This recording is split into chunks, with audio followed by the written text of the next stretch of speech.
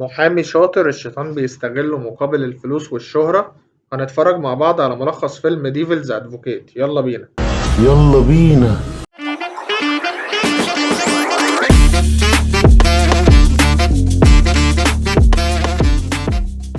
بيبدأ فيلمنا واحنا في محكمة وبنلاقي ان في محامي اسمه كيفن لوماكس، وهو شاب طموح وبيحب الشغلانة وبيسمع دعوة المدعي العام ضد موكله واللي بيكون مدرس ومتهم بان هو بيتحرش بالتلاميذ بتوعه. وكيفن بيتأكد انه فعلا غلطان لما بيلاقيه متوتر، بس كيفن بيطلب استراحة لانه غضبان ومش قادر يسيطر على غضبه. بناخد الاستراحة وبنعرف إن كيفن عمره ما خسر قضية في حياته قبل كده، وهو بين نارين إن هو عايز يخسر القضية دي لأنه متأكد إن الراجل ده غلطان بالفعل. وهو في الحمام بيدخل صديقه وبيتحداه إن سلسلة انتصاراته في القضايا هتتوقف وبالتالي هيخسر، وهنا كيفن بيقرر إنه يكسبها عشان يرضي غروره. وبنرجع للمحكمة وبيبدأ إن هو يخدع المتهم عن طريق إنه يوجه لها أسئلة بطريقة عنيفة عشان يربكها ويأثر عليها، وبالفعل بينجح بالضغط عليها لحد ما بيخليها تستسلم وتقول إن هي غلطانة، وبالتالي بيجيب البراءة لموكله. وبيروح بعدها عشان يحتفل مع ميري زوجته. أثناء الاحتفال بيقابله صاحب مكتب محاماة كبير اسمه مستر هيز، وبيروح لكيفن وبيطلب مساعدته إنهم هيختاروا هيئة حلفاء في مدينة نيويورك. وكيفن بيفتكره إنه بيضحك عليه، ولكن هيز بيقوله تقدر تنضم بداية من الأسبوع اللي جاي وبيديله امتيازات حلوة.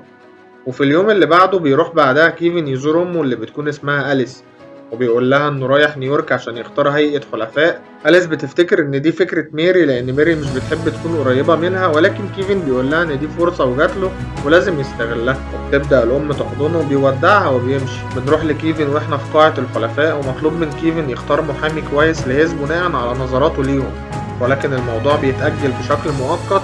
وبيرجع كيفن للبيت وبيقول لميري إن الموضوع اتأجل، فبتفرح لأنهم هيقعدوا فترة أطول.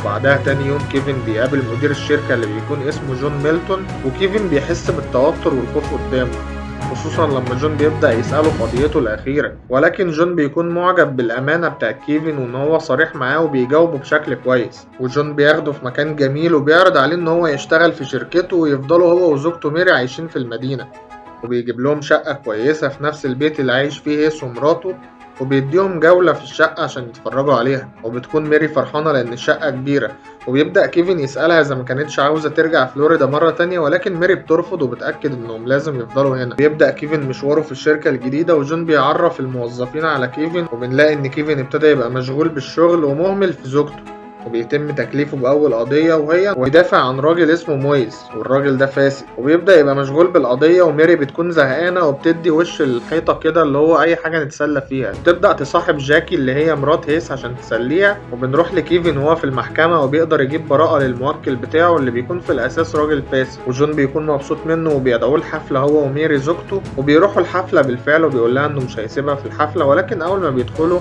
زملاء ميري بيسحبوها من كيفن، وجون بيلاحظ ان ميري لوحدها فبيقعد يتكلم معاها وبيبدأ يكلمها عن نفسها وقد ايه هي جميلة، ولكن هو بيشقطها بالطريقة مش اكتر، وبيقنعها ان هي تقص شعرها لان لما تقص شعرها هيبقى شكلها اجمل. ولكن من ناحية تانية بنلاقي ان كيفن مش قادر يشيل عينه عن واحدة اسمها كريستابيلا اللي بتكون اجمل واحدة في الحفلة، وبنلاقيها واقفة لوحدها اللي بيبدأ يتكلم معاها. وبتكون ميري بتدور على كيفن، ولكن بيكون هيس اخد كيفن وبيعرفه على المدير الاداري للشركة اللي بيكون اسمه ايدي، وبيعرفهم ان عندهم عميل مهم اسمه أليكس، وده متهم بقتل زوجته وابنها، وإيدي اللي كان ماسك القضية بتاعته لكنه ما قدرش يوصل لحاجة. وبيجي جون وبيكلف القضية دي لكيفن لأنه عارف إن هو اللي يقدر يحلها.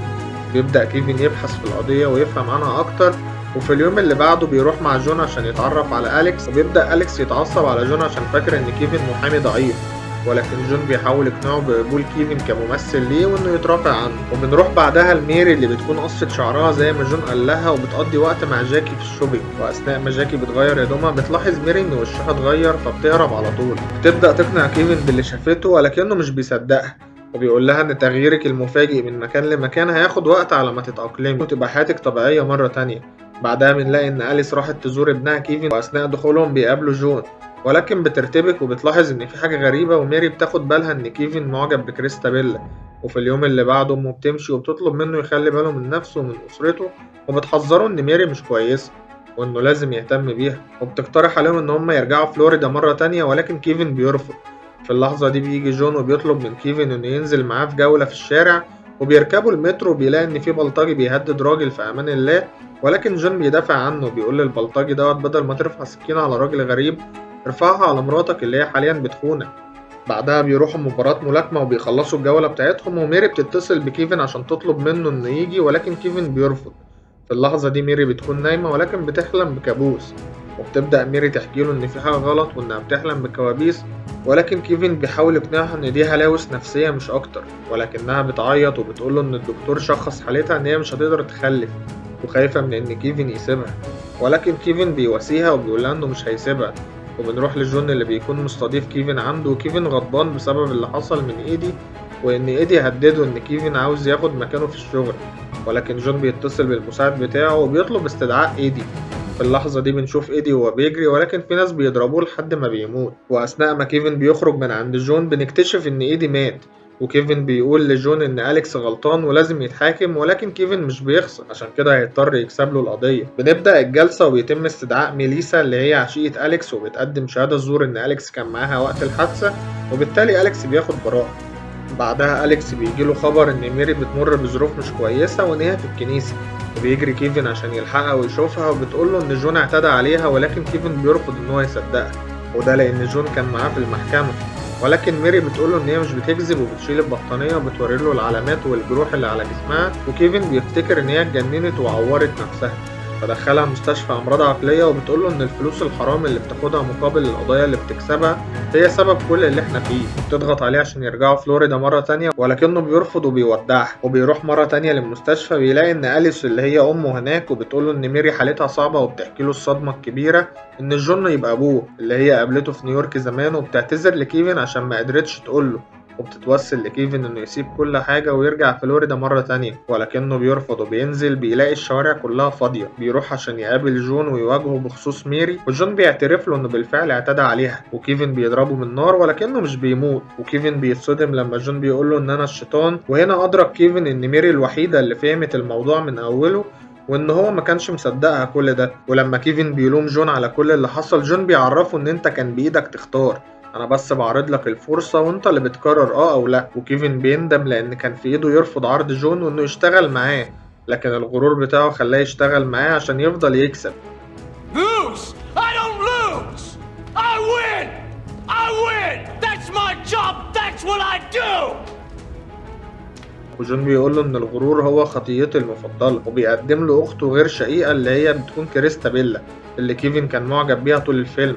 وبيقول لكيفن انه عاوز يكون عيلة كبيرة، وبيطلب منه ان هو ينام معاها عشان يخلف ويبقى لهم اسرة كبيرة، ولكنه بيرفض وبيضرب نفسه بالنار. ساعتها جون بيتحرق وبيموت هو وكريستا بيلا، وبيتحول لشكله الاصلي وبيرجع لملاك مرة تانية. وبنرجع فلاش باك مرة تانية واحنا بنشوف كيفن كل ده مصدوم في المراية، وهنا اثناء محاكمة المدرس اللي كان في اول الفيلم. وكيفن بيدخل القاعة مرة تانية وبيتنازل عن القضية لان ضميره بيصحيه، وبيكون مش عاوز يترافع عن واحد فاسد. واثناء ما هو خارج من القاعة بنتفاجئ ان جون موجود، وان دي رسالة ان الشر هيفضل موجود على طول.